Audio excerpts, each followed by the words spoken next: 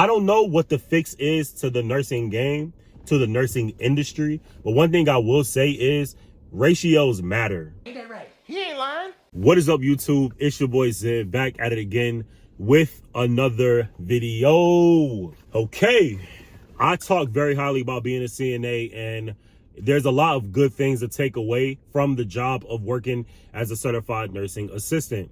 But with all the good, of course, there's going to be some bad. And today I'm here to talk about that. I have worked some great shifts, but I have also worked some horrible shifts. And I would be remiss to tell you guys all the good without telling you the bad. So take a seat, get your popcorn. This is going to be a good one. This is going to be a story time about one of the worst shifts that I've ever worked as a CNA ever in my life.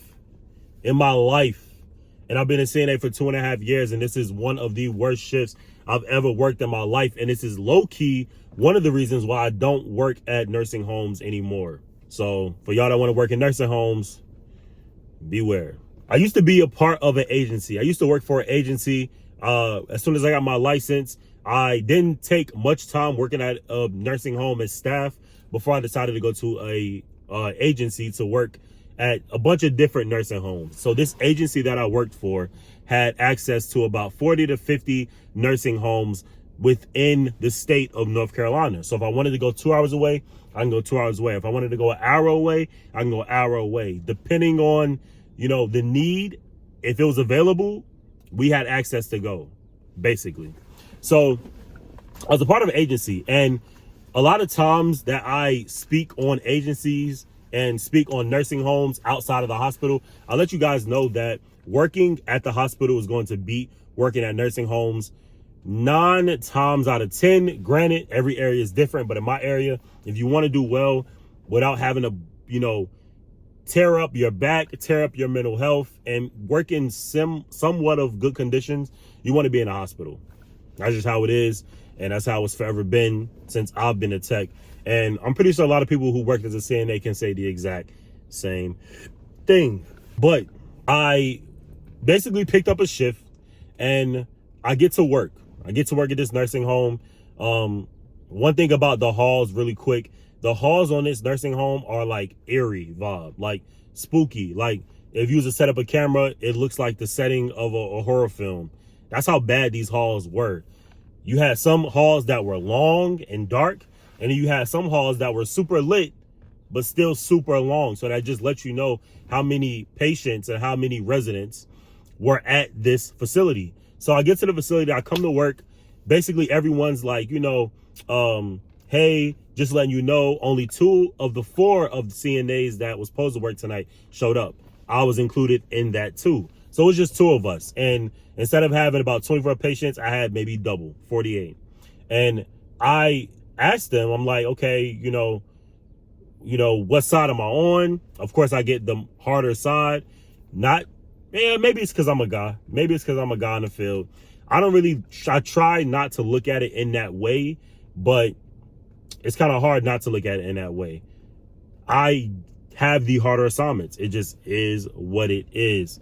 And the reason I say this is the worst shift that I've ever worked is because everything that could have went bad outside of death, everything that could have went bad. It happened. Anything that could have happened outside of death happened on that shift. During that night, I had a patient throw up on me. I had a patient blow up their bed to the point that I had to change their bed, give them a bath. And I don't know what it was about, just this night, but maybe the shift before, maybe the day before. Everyone must have received a laxative, because I swear I changed about 15 patients that night. And I'm not talking about like no small changes. I'm talking like big blowout changes, huge blowout changes. So I get to work and I'm there and I start on my hall, and of course it's a train wreck. Everyone's complaining, everyone's screaming, I get to work and everyone's basically on their way to going to sleep. I have to do my duties before I let them go to sleep. I have to, help feeding whoever needs to be fed, which is not too big of a deal. Change whoever needs to be changed before they lay down and go to sleep. And it's only an 8-hour shift, so it's not going to be too bad, I'm thinking to myself. And it was horrible. Everything that could have went bad went bad. I was changing patients. I was, cleaning up throw up. I was helping ambulate patients that wanted to walk around in their room or put them in their wheelchair so they could, roll around the unit. And during this time, I'm doing double the work that I really should have been doing simply because ratios weren't right. And this is why I will preach that I don't know what the fix is to the nursing game, to the nursing industry. But one thing I will say is ratios matter. Ain't that right? He ain't lying. I feel like no one is really saying that, but ratios matter. Outside of California and maybe Washington, no other state out of the 50 states is getting it right. 2 states out of the United States is getting it right. They have mandated ratios that they stick by and enforce in California and in Washington. Over here on the East Coast, it's balls to the wall. Whatever sticks, sticks. Whatever doesn't, doesn't. And whatever you can get away with, you're going to get away with. So these hospitals and nursing homes out here are getting away with a lot. And no, this is not me saying that about care, but I'm really saying how it's hard to give great care when you are caring for 50 patients. And I don't mean that lightly. But back to the story. I reach out to the nurses. I asked them, hey, would you gonna be able to help me with some of this? Like, I'm kind of drowning here. She's like, oh yeah, I gotta finish charting this and I'll be right there. Okay, cool. I'm in room such and such. Come whenever you can. Just come. I need your help. I look at my watch, maybe 20 minutes later, and I'm like, this lady still isn't here. So I finished cleaning this patient. This is probably maybe the 4th or 5th one I've done that night. And I still have a long laundry list of things to do. Stock rooms, take out trash, all this other stuff. And no, I'm getting no help. No help. I get back to the nurse's station. Guess who's not there? Just a vacant chair at 12 o'clock at night. I'm looking around like, what the hell is going on and where is this lady at? She dubbed me. She just completely dubbed me. So I'm sitting there in a room, this nursing home, they have a call bell, but it's really not like that loud. So I'm thinking maybe this lady really just don't hear me because I'm moving along my rooms. This lady must not hear me. Like, she just really must not hear this call bell because I'm really calling for her. But as soon as I finish cleaning this patient, I'm gonna go find her. So I go find the other nurse is another nurse on the unit and at the facility, and she's like, oh, well, just find another tech. I have to go finish passing these meds. And I'm like, I'm really not even looking for you. I'm looking for my nurse on my side. But are you gonna be able to help me? Maybe after your meds, maybe. Guess who still doesn't help me? Even after her meds, the nurse. So I go find the other tech. And the other tech is like, oh, I'm not doing that. I'm not doing that. Actually, I'm about to go home. I'm like, you about to do what? She's like, I'm about to go home. I said, well, we get off at, 7 in the morning. She's like, oh, no, I'm about to go home. I'm like, so it's gonna be me, and guess who? They're gonna want me to go ahead and do her side too. So instead of 48 patients, I'm gonna have double that. Why do I have that many patients? Why would I have that many patients? It's not making any sense.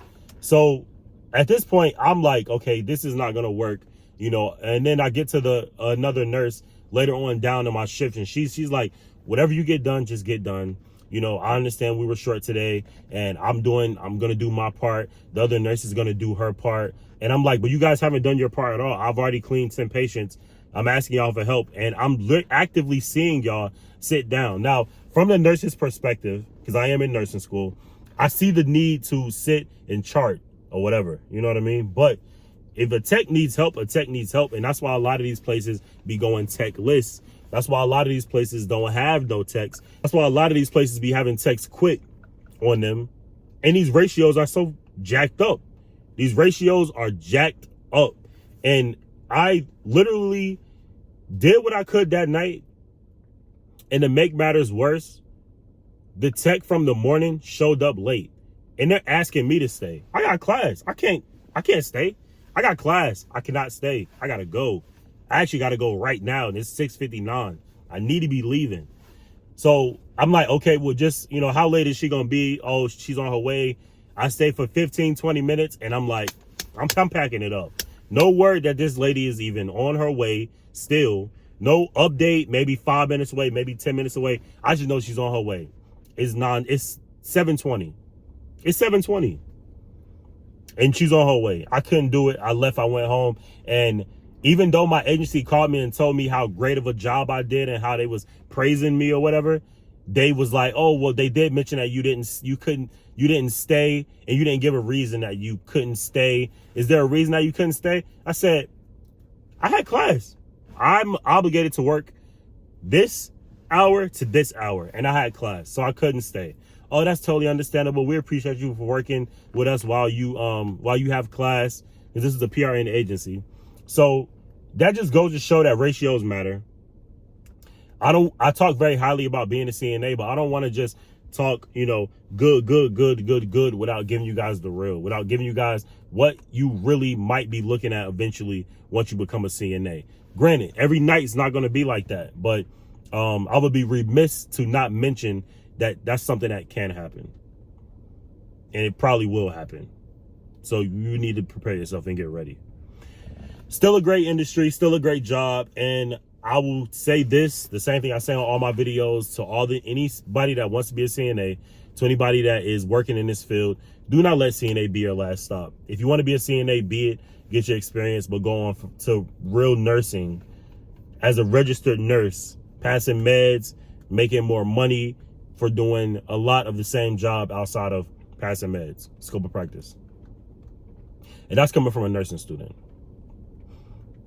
You, as a CNA, do what needs to be done.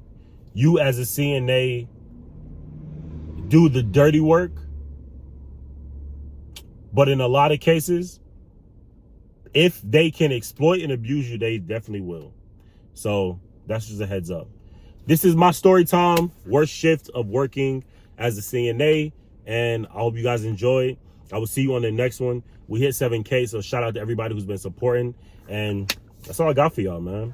That's all I got for y'all. Should I leave this video edited? Should I unedit it, or should I give minimal editing? I don't know. I might give minimal editing because I just love to edit. I really don't. But I appreciate you guys for watching. That's all I got for y'all, and I will see y'all on the next one. All right. Peace.